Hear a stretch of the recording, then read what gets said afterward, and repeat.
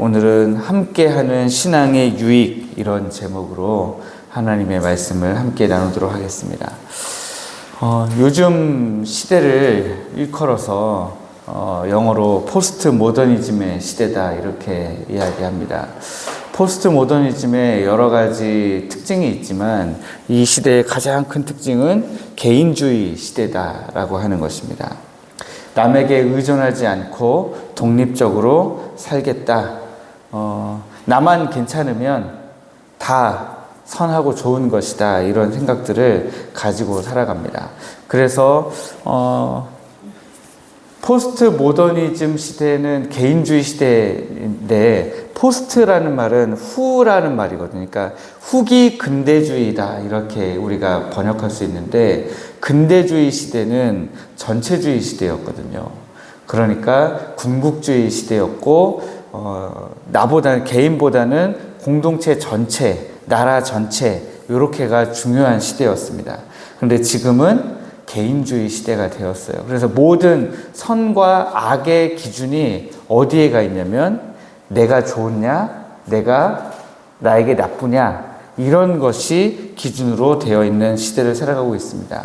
그렇다 보니까 우리가 접하게 되는 많은 이상한 일들이 개인주의적인 사고 방식에서 나오는 행동들을 보이는 사람을 보면, 이제 어느 정도 좀 연배가 있으신 분들이 보면 좀 어색하고 이상하죠. 어떻게 저런 생각을 하지? 그런데 그 사람들에게는 지금 그게 너무너무 당연하고 맞는 생각이라는 거예요. 왜냐하면 안경을 그렇게 쓰고 있어서 그래요. 제가 이제 안경을 쓰고 있잖아요.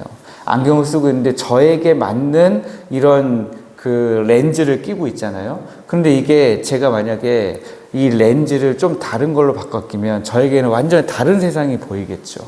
그런 쓰고 있는 안경이 개인주의라는 안경을 쓰고 있다 보니까, 신앙에서도 마찬가지입니다. 신앙에서도 교회를 생각하기보다는 교회 전체가, 공동체 전체가 어떻게 함께 하나님을 따라 나갈 거냐, 하나님의 말씀에 순종할 것이냐라고 하는 공동체적인 사고방식보다는 나에게, 나의 신앙, 내 개인적인 신앙에 초점이 많이 맞춰져 있는 것을 우리가 볼 수 있습니다. 그런데 성경을 아무리 들여다봐도 개인적인 신앙이 더 좋다라고 말하고 계시질 않아요. 오늘 우리가 읽은 말씀이 그렇습니다. 8절 말씀에 보면 솔로몬 왕이 이런 고백을 합니다. 어떤 사람은 아들도 없고 형제도 없이 홀로 살았는데 그의 모든 수고가 끝이 없는 거예요. 혼자 하니까요, 그 모든 수고가 정말 끊임없이 뭔가 노력하는데 그 모든 게 다 헛되다라고 하는 거예요. 그러면서 그 다음에 이 사람이 속으로 이야기하는 겁니다. 중간에 보시면 이르기를, 이러면서 시작하는 말씀이 있죠. 내가 누구를 위하여는 이같이 수고하고 나를 위하여는 행복을 누리지 못하게 하는가, 이렇게 생각한다는 거예요. 근데 이 말씀을 영어 성경에서 봤더니 뭐라고 해석하고 있냐면, 내가 도대체 뭐 때문에 이렇게 노력하고, 내가 뭐 때문에 나의 즐거움을 내가 포기하고 있는가, 이렇게 기록하고 있어요. 그러니까 이 8절 말씀에는 이 사람이 부모도 없고 자식도 없고 형제도 없이 그냥 열심히 뭔가를 하고 있는데, 그 열심히 하면서 속으로 생각하는 거예요. 내가 도대체 왜 이렇게 열심히 살지? 그리고 또 생각하는 거죠. 내가 누구를 위해서 내가 이 나의 즐거움을 내가 포기하고 있지? 이렇게 생각한다는 거예요. 그러면서 솔로몬 왕이 이 사람의 모습을 보면서 얘기하는 게 그것입니다. 이것도 헛되어 불행한 노고로다. 노고를 안 하고 있는 게 아닙니다. 열심히 안 살고 있는 게 아니에요. 혼자서 열심히 하고 있어요. 그런데 그 모든 노고가, 이 사람이 열심히 살고 있는데 그게 너무 헛되다는 거예요. 왜 헛되냐? 이 사람이 홀로 하고 있기 때문에 그렇습니다. 자기 자신만을 바라보면서 자기 자신을 위해서 노고하고 있는데 속으로 생각하는 거죠. 내가 도대체 누구를 위해서 하는 거지? 자기를 위해서 하고 있잖아요. 그런데도 불구하고 얘기하기를 내가 도대체 누구를 위해서 이렇게 하고 있는가? 그러면서 이제 9절부터 12절 사이에 함께하면 좋은 네 가지 신앙의 유익의 네 가지 모습을 보여주고 있습니다. 첫 번째 9절의 말씀을 보시면 두 사람이 한 사람보다 나음은 그들이 수고함으로 좋은 상을 얻을 것이다. 그렇게 기록하고 있습니다. 우리 신앙생활은 단순히 개인의 구원에만 머물지 않죠. 우리가 나 혼자만 구원받으려고 교회에 나오지 않습니다. 주님의 몸된 교회를 섬기고 영혼 구원의 사역에 함께 동참하는 것은 우리 공동체에게 주어진 사명이기 때문에 그렇습니다. 나 한 사람만 구원받고 나 한 사람만 하나님 앞에서 내 기도에 응답을 받고 나 혼자 그냥 기도하고 찬양하다가 은혜 받고 끝 이런 것이 아니라 하나님은 우리를 구원의 자리로 불러주셨을 뿐만 아니라 다시 공동체적으로 함께 이루어가야 할 사명을 주셨거든요. 그런데 우리 공동체에게 주어진 사명을 함께 믿음으로 감당할 때에 더 좋은 열매와 아름다운 풍성한 상급을 얻게 된다라고 하는 것입니다. 서로의 지혜와 은사가 합쳐져서 기대 이상의 효과를 발휘하고 우리 하나님의 일을 이루어 나가는 공동체, 그 공동체가 바로 우리 교회다라는 것입니다. 두 번째 10절 말씀을 보니까 시험에서 우리가 모든 사람들이 항상 즐거울 수만은 없거든요. 시험을 만나고 넘어지고 쓰러질 수 있습니다. 그때에 어떻게 일어설 수 있는가라고 하는 것입니다.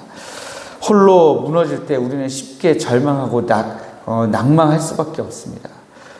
나 혼자서만 내 신앙의 길을 걸어가고 있었는데 내가 어느 날 시험에 들고 악한 사단마귀가 나를 넘어뜨리려 하고 그래서 내가 넘어졌어요. 그럼 어떻게 다시 일어날 겁니까? 혼자서. 다시 신앙 안에서 일어날 수는 있겠죠. 그러나 시간이 굉장히 오래 걸립니다. 그리고 어떤 때는 못 일어나는 경우도 생깁니다. 영적인 침체와 좌절의 순간이 찾아올 때 우리가 함께하는 신앙이기 때문에 다시 일으켜주고 세워주고 함께 손 붙잡고 걸어갈 힘이 생긴다라고 하는 것입니다. 함께하는 믿음의 동역자의 중요성이 바로 여기에 있는 것입니다. 갈라디아서 6장 1절 말씀에도 보면 형제들아 사람이 만일 무슨 범죄한 일이 드러나거든 신령한 너희는 온유한 심령으로 그러한 자를 바로잡으라 그렇게 기록하고 있습니다. 그렇죠. 심지어 그냥 좌절하고 낭망했을 때뿐만 아니라 범죄했을 때라도 옆에 사람은 어떻게 해야 됩니까? 온유한 심령으로 그러한 자들을 바로 잡아주는 그런 공동체가 바로 우리 교회다라고 하는 것입니다. 이것이 신앙 공동체의 역할이고 함께하는 신앙의 두 번째 유익입니다. 세 번째는 어떤 유익이 있습니까? 신앙생활 가운데 찾아오는 영적인 고독과 냉담함 혹은 삶의 어려운 시험 속에서 홀로 있을 때 우리는 외로움을 느낄 수밖에 없어요. 근데 그 외로움 속에서 우리가 어떻게 다시 그 외로움을 극복하고 일어설 수 있느냐라고 하는 것입니다. 그것을 11절 말씀에 이렇게 기록하고 있죠. 또 두 사람이 함께 누우면 따뜻하거니와 한 사람이면 어찌 따뜻하냐. 제가 아직도 충격으로 남아있는 그 책이 만주에서 벌어졌던 그 생체 실험 책 있잖아요. 그 생체 실험 책을 고등학생 때 제가 읽었는데 그 책을 읽고 나서 너무너무 충격적이었습니다. 그런데 거기에 보면은 이제 이 사람을 가지고 인체 실험을 하는데 어떤 실험을 하냐면 추위에 이 사람이 노출되었을 때에 얼마의 시간이 지나면 이 사람이 동상에 걸리느냐, 동상에 걸리는 시간을 온도별로 시간대를 체크하는 실험을 하는 거예요.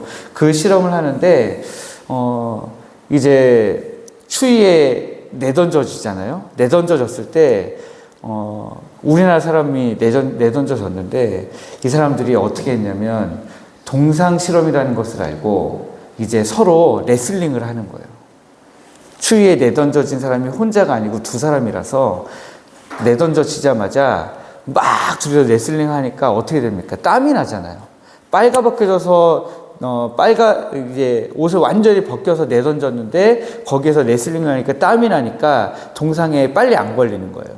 그러니까 이제 일본 군들이 이거 안 되겠는 거예요. 그래서 사람을 띄워가지고 혼자씩 내버려 두니까 그때는 빠르게 동상에 걸렸다는 거예요. 그러니까 우리 교회도 마찬가지입니다. 악한 사단 마귀가 우리에게 영적인 동상을 입히려고 노력하거든요. 그런데 우리가 함께하는 신앙일 때는 따뜻하다는 거죠. 온기가 납니다. 영적인 동상에 잘 걸리지 않게 되는 것입니다. 고린도후서 1장 3, 4절 말씀을 보시면 우리의 모든 환난 중에서 우리를 위로하사 우리로 하여금 하나님께 받는 위로로서 모든 환난 중에 있는 자들을 능히 위로하게 하는 공동체가 바로 교회다. 그렇게 말씀하고 있습니다. 우리 모두가 다 서로 환난 가운데 있어요. 우리 모두가 다 어려움 중에 있습니다. 좌절 중에 있어요. 인생의 문제 앞에 다 똑같이 있어요. 그런데 그 환난과 어려움과 문제들 속에 똑같이 있지만 서로를 위로할 수 있다는 것입니다. 그 서로를 위로하는 중에 우리가 그 영적인 고독을 이기고 영적인 좌절을 이기고 영적인 동상을 이기게 되는 그런 공동체가 된다라고 하는 것입니다. 11절 말씀에는 우리가 영적인 전쟁에서 승리하려면 어떻게 해야 되는가? 그 유익이 함께하는 신앙에서 나온다라고 하는 것을 보여주고 있습니다. 우리의 신앙을 흔들려는 영적인 위협이 있고요. 세상의 공격이 있습니다. 그 앞에 우리는 얼마나 강한 신앙을 가지고 있습니까? 사실 굉장히 연약한 신앙이거든요. 혼자서는 절대 맞설 수가 없는 신앙입니다. 그래서 함께 해야 되는 것이죠. 한 사람이면 패하겠거니와 두 사람이면 맞설 수 있나니 세 겹줄은 쉽게 끊어지지 아니하느니라. 이렇게 기록하고 있죠. 함께하는 공동체는 더욱 강해지고 서로를 보호하고 믿음을 굳건히 지킬 수 있게 합니다. 특별히 세 겹줄은 쉽게 끊어지지 않는 견고한 연합을 상징하죠. 12절의 앞에 보면 한 사람이면 피하겠거니와 두 사람이면 맞설 수 있다라고 하셨는데 뒤에는 세 겹줄로 나옵니다. 왜 두 겹줄이 아니고 세 겹줄일까? 혼자 가만히 생각을 좀 해봤습니다. 그런데 여기에 이건 저의 말씀에 대한 묵상에서 나오는 거니까요. 한 사람 아니고 두 사람이 모여서 이제 우리가 함께 믿음의 길을 걸어가는데 여기에 누가 또 함께 하십니까? 우리 하나님이 함께 하시잖아요. 그래서 세 겹줄이라고 하셨을까? 그런 생각이 들었습니다. 하나님과의 동행 그리고 믿음의 공동체, 이렇게 하나님과 동행과 믿음의 공동체가 함께 더해질 때 우리의 신앙은 악한 사단마귀의 공격 가운데서 능히 이길 힘을 얻게 됩니다. 에베소서 6장 12절 말씀을 보면 우리의 씨름은 혈과 육을 상대하는 것이 아니요 통치자들과 권세들과 이 어둠의 세상 주관자들과 하늘에 있는 악의 영들을 상대함이라. 그렇게 기록하고 있습니다. 우리가 함께 할 때 영적인 전쟁에서 승리할 수 있습니다.